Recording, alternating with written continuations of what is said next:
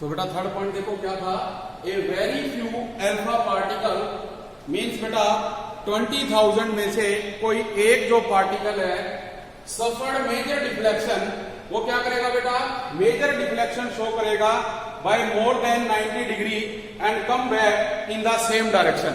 Means जिस डायरेक्शन से वो आया वापिस उसी डायरेक्शन में चला जाएगा डिफ्लेक्शन से। तो जैसे ये डायग्राम देख सकते हैं आप, इसमें बेटा ये अपने पास क्या है, अल्फा पार्टिकल्स है। इसमें आप देख सकते हैं भी ये जो हम देख रहे हैं अल्फा पार्टिकल की बीम्स है, ये स्क्रीन पे जा रही है जो अनडिफ्लेक्टेड है, मीन्स स्ट्रेट लाइन आ रही है। जो ये लाइन है बेटा, ये जो लाइन है ये क्या करती है, स्लाइटली डिफ्लेक्ट होती है, थोड़ी मात्रा में डिफ्लेक्ट होती है। जबकि आप देख रहे हैं कि ये जो हमने यहाँ पर दिखाया हुआ है ये पॉइंट और ये लार्जली डिफ्लेक्टेड अल्फा पार्टिकल्स है बेटा इसके अंदर। तो ये हमारा क्या रहेगा, जो रदरफोर्ड मॉडल ऑफ एटम है उसका बेटे हम क्या करेंगे, डायग्राम स्टडी करेंगे यहां से। तो इसको जब हमने डिस्कस किया तो इसके बेस पे बेटे कुछ पोस्टुलेट्स हमारे सामने आते हैं। तो वो पोस्टुलेट्स जो हैं वो क्या हैं, वो हम करेंगे हम इस प्रकार। तो बेटा देखो जो पोस्टुलेट्स हैं रदरफोर्ड फॉर एन एटम के लिए, फर्स्ट है बेटा इसमें an atom consist of two parts known as nucleus and extra nuclear part. आपने देखा कि कोई भी बेटा ये हमने एटम लिया तो ये सेंटर क्या था इसका, न्यूक्लियस, और ये जो बाहर हमने बेटा इसके पार्ट लिया इसको क्या कह रहे हैं हम, एक्स्ट्रा न्यूक्लियर पार्ट का नाम दे रहे हैं। सेकेंड पॉइंट में बेटा nucleus is present in the centre of atom. भी जो ये एटम है इसके सेंटर में कौन प्रेजेंट होगा बेटा, न्यूक्लियस प्रेजेंट होगा and it is massive positively charge, और इस पे चार्ज का है बेटा पॉजिटिव चार्ज होगा and also extremely small in size. इसका जो साइज है वो भी क्या होगा, स्मॉल होएगा। दैट इज जो रेडियस ऑफ न्यूक्लियस है बेटा वो रहेगा देखो 10⁻⁻15 मीटर, जबकि दैट ऑफ एटम जो रहेगा वो कितना है, 10⁻⁻10 metre. After that third point है बेटे कि जो पॉजिटिव चार्ज ऑफ न्यूक्लियस है बेटा वो किसके कारण है, प्रोटॉन्स के कारण है।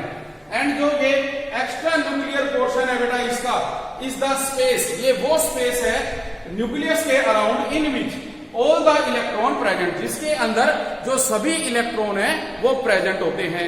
थर्ड पॉइंट बेटा इसमें जो हम करेंगे, इसके बाद जो फोर्थ है the total positive charge on the nucleus is equal to the total negative charge of electron.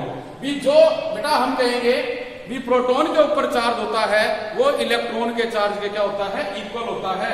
And जो एटम है as a whole electrically neutral, क्योंकि जो पॉजिटिव और नेगेटिव चार्ज है वो एक दूसरे को क्या करेंगे, न्यूट्रलाइज करेंगे, इसलिए हम इसको क्या नाम दे रहे हैं, इलेक्ट्रिकली न्यूट्रल का नाम दे रहे हैं। फिफ्थ पॉइंट है बेटा इसके अंदर भी जो इलेक्ट्रॉन्स है in the extra nuclear portion are not stationary. Means बेटा वो वहां फिक्स नहीं है, वो स्टेशनरी नहीं है, but are revolving around the nucleus, वो रिवॉल्व कर रहे हैं न्यूक्लियस के around at high speed in circular path, circular path में, जिसको हम क्या नाम देंगे, ऑर्बिट का। तो जो ये बेटे रिवॉल्विंग इलेक्ट्रॉन्स है, revolving electrons have certain centrifugal force, इनके अंदर एक सेंट्रीफ्यूगल फोर्स है जो उस इलेक्ट्रॉन को ना तो अंदर आने देगा ना बाहर जाने देगा, वो वहीं पर बेटा क्या करेगा, रिवॉल्व करता रहेगा। तो उसे हम क्या कहेंगे, भी जो सेंट्रीफ्यूगल फोर्स है acting away from the nucleus, वो एक्ट करता है away from the nucleus which balance the force of attraction, जो फोर्स ऑफ अट्रैक्शन है उसको बैलेंस करेगा डायरेक्टली टुवर्ड्स द न्यूक्लियस, जो किसकी तरफ डायरेक्ट करेगा उसको, न्यूक्लियस की तरफ। तो अकॉर्डिंग टू रदरफोर्ड उन्होंने बेटा क्या कहा कि जो ये डिस्कवरी थी बेटा इलेक्ट्रॉन, प्रोटॉन, न्यूट्रॉन, उन्होंने माना भी जिस प्रकार से सोलर सिस्टम है भी जो न्यूक्लियस है वो लाइक ए सन है, और जो बेटा इलेक्ट्रॉन रिवॉल्व कर रहा है वो लाइक ए प्लेनेट है। तो इसलिए जो इलेक्ट्रॉन्स हैं उन्हें हम प्लेनेटरी इलेक्ट्रॉन्स भी कह सकते हैं। इसके बाद ये थोड़ी बेटा इंफॉर्मेशन हमने टेबल के द्वारा देखो बताई। इसमें सबसे पहले हमारे पास है नेम इलेक्ट्रॉन, सिंबल बेटा उसका क्या रहेगा, ई, ऊपर बेटा मास 0 और यहां हमने लिया -1। इसका जो एब्सोल्यूट चार्ज है -1.6 10⁻⁻19 कूलम्स, जो मास है इन किलोग्राम 9.109 10⁻31। जो रिलेटिव चार्ज रहेगा बेटा वो आप देख रहे हो कि -1 है। फिर इसके बाद जो मास पर यूनिट है वो है बेटा 0.00054 जो अप्रोक्सीमेट मास रहेगा वो रहेगा इसका 0। इसी तरह से जब हम देखेंगे इसको प्रोटॉन को बेटा, तो प्रोटॉन पे भी जो सिंबल है वो है 1H1। चार्ज बेटा प्लस हो जाएगा, तो प्लस 1.6 10⁻⁻19 कूलम्स। जो मास है किलोग्राम में वो है बेटे 1.67 इंटू 10⁻⁻27। जो रिलेटिव चार्ज है वो रहेगा +1। तो जो मास पर यूनिट है इसका वो रहेगा 1.00727। तो अप्रोक्सीमेट मास हम मानेंगे 1 के बराबर। लास्ट इसमें आप देखेंगे न्यूट्रॉन है बेटे, सिंबल है 0N1। जो एब्सोल्यूट चार्ज है वो 0, मास इन किलोग्राम 1.67 10⁻⁻27। प्रोटॉन की तरह सेम है बेटा इसका। जो रिलेटिव चार्ज है वो रहेगा 0, मास पर यूनिट वो है 1.00867 और जो अप्रोक्सीमेट है बेटा मास का वो कितना रहेगा 1। तो इस तरह से ये डाटा आपने याद करना है बेटा। अब आपने देखा भी कोई भी एटम था उसमें बेटा इलेक्ट्रॉन भी आ गए, प्रोटॉन भी आ गए, ठीक है, और न्यूट्रॉन्स भी आ गए। तो उस बेस पे हम कर सकते हैं एक छोटी सी डेफिनेशन किसकी, एटॉमिक नंबर की। भी एटॉमिक नंबर किसे कहते हैं, भी एटॉमिक नंबर क्या होता है। तो बेटा देखिए जो एटॉमिक नंबर है ये क्या होता है, it is defined as the number of proton, it is defined as the number of proton और number of electron present in the atom. जो किसके अंदर प्रेजेंट है, एटम के अंदर बेटा प्रेजेंट है, उसे हम क्या नाम देंगे, एटॉमिक नंबर का नाम देंगे। ठीक है, इसको अगर आप राइट डाउन करना चाहते हो तो लिख भी सकते हो,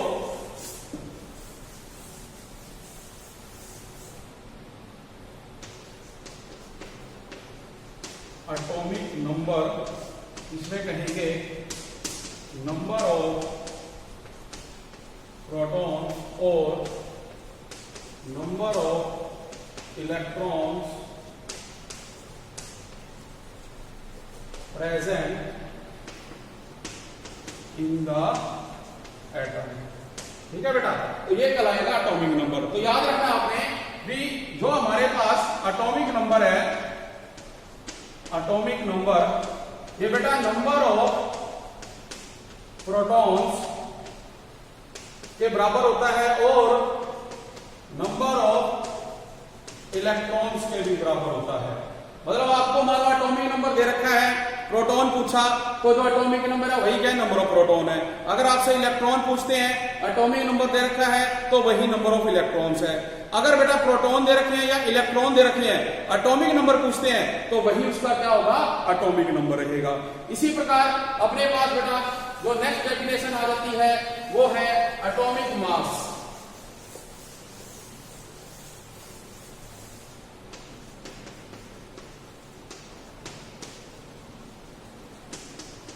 जो एटॉमिक मास है बेटा ये क्या होता है, sum of the number of proton and number of neutron.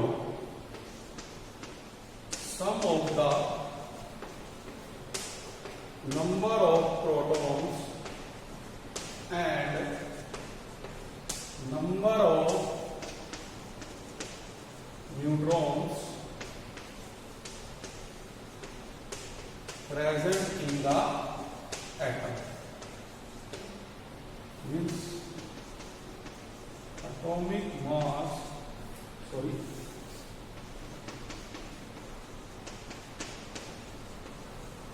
equal to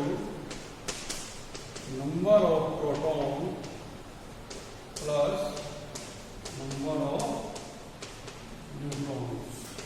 तो आप देखिए जैसे अपने पास एग्जांपल है बेटा सोडियम 1123। अब देखिए जो ये 11 है बेटा ये क्या है, इसका एटॉमिक नंबर। और अभी मैंने बताया था किसके बराबर होता है, नंबर ऑफ प्रोटॉन के और नंबर ऑफ इलेक्ट्रॉन्स के। इसके बाद जो ऊपर बेटा इसने दिया हुआ है मास, ये क्या है, एटॉमिक मास। और ये किसके सम है, 23 बेटा किसके बराबर है, number of proton plus number of neutrons. अब आपको प्रोटॉन्स पता है कितने हैं, 11। हम न्यूट्रॉन निकाल सकते हैं, तो देखो 23 इज इक्वल टू 11 प्लस में नंबर अब इसको हम उधर ले जाएंगे, तो जो नंबर ऑफ न्यूट्रॉन्स हैं वो हो गया बेटा 23 माइनस 11 12। तो अपने पास देखो नंबर ऑफ न्यूट्रॉन भी आ गए, नंबर ऑफ प्रोटॉन भी है बेटा, और जो नंबर ऑफ इलेक्ट्रॉन है वो कितने थे 11। तो इस तरह से आपने क्या करना है, जो एटॉमिक नंबर है और जो एटॉमिक मास है बेटा उसको कैलकुलेट करना है। तो मैं टॉपिक को आज यहीं खत्म करता हूं, इसको अच्छे ढंग से बेटे आप लोगों ने करना है। Thank you very much.